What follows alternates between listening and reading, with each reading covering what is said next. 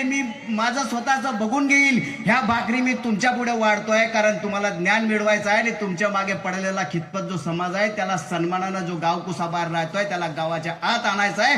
तो संकल्प तुम्ही पूर्ण करावा म्हणून मी माझ्या हिश्श्याची भाकरी पण तुम्हाला वाढलेली आहे.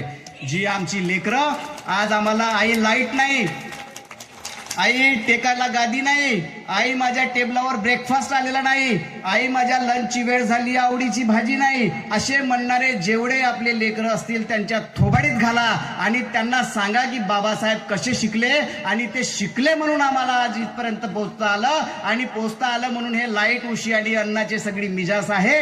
बाबासाहेबांचा इतिहास केवळ पुस्तकातून सांगून भाषणातून सांगून होणार नाही. आम्हाला आई आणि पालक म्हणूनही आमच्या पोरांपर्यंत हे बीज रुजवावं लागणार आहे. तरच आम्ही बाबासाहेबाचे खरे अनुयायी आहोत असं अभिमानानं सांगू शकू. मित्र, ही साधी गोष्ट नाही, हा मोठा संघर्ष होता.